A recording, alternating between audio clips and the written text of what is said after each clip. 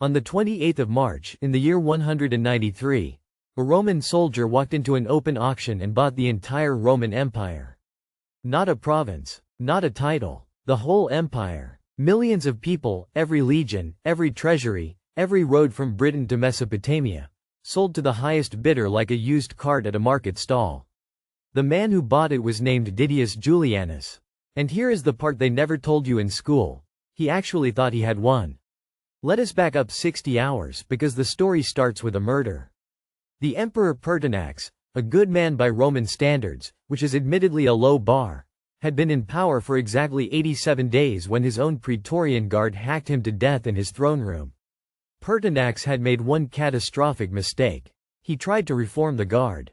He cut their bonuses. He enforced discipline. The Guard had spent decades being the kingmakers of Rome, and they were not about to let one principled old general ruin that arrangement. So they killed him on the 1st of January, 193. Then they did something no one had dared do before.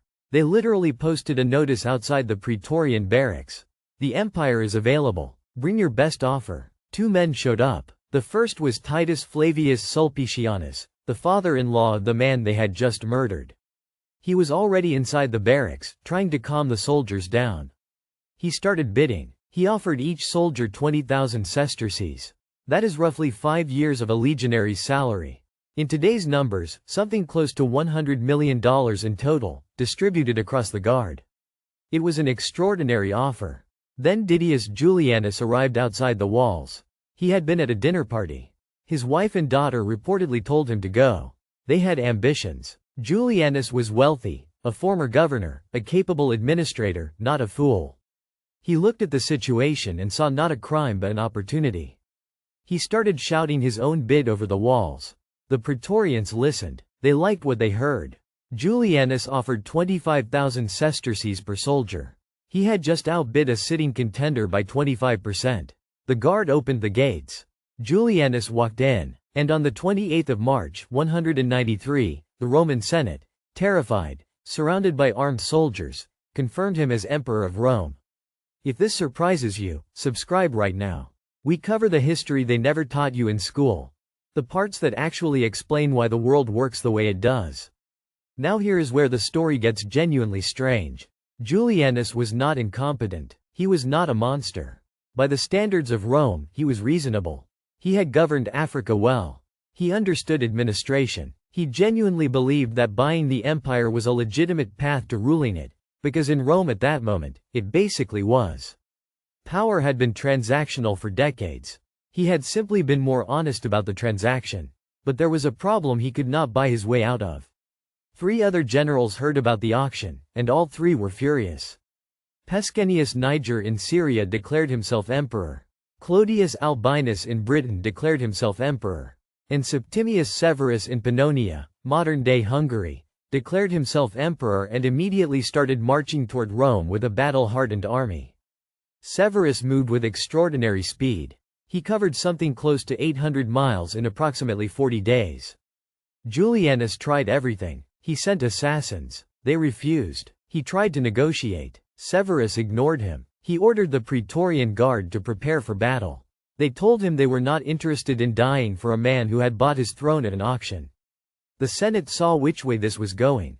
On the 1st of June, 193, just 66 days after Julianus had purchased the empire, they declared him a public enemy. They stripped his title. They sentenced him to death. A single soldier was sent to the palace. Julianus was found alone, abandoned by every servant, every guard, every courtier who had been eating his food and spending his money 1 week earlier. The soldier killed him in a bathroom. His last reported words were, "But what have I done wrong?" That sentence tells you everything. He genuinely did not understand. He had played by the rules of the game as he understood them. He had simply failed to grasp that buying the empire and controlling the empire were 2 entirely different things. Severus entered Rome, disbanded the old Praetorian Guard, all of them, every single soldier, and replaced it with his own loyal troops. He then spent the next 18 years consolidating power and building one of the more stable dynasties of the late empire.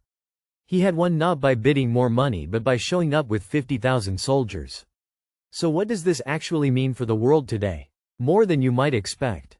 The year of the five emperors, 193, is the moment Rome's hidden vulnerability became fully visible. The empire was not held together by law or tradition or even loyalty. It was held together by whoever controlled the armed men. The moment that became explicit, the clock started ticking. Every emperor after Julianus knew the real price of the throne. Not gold, soldiers. That single auction, laughable, embarrassing, grotesque, made permanent what Romans had tried to pretend was not true.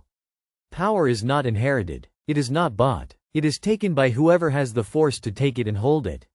Every political crisis you read about today, every moment when institutions suddenly reveal they are only as strong as the people enforcing them, traces a line back to a Roman soldier opening a gate for a wealthy man with a high bid and no army. Didius Julianus spent 66 days as the most powerful man in the world. He died in a bathroom, alone, wondering what he had done wrong. If that story hit differently than anything you learned in a classroom, you are in the right place. Subscribe, turn on notifications, because next time, we go somewhere even darker.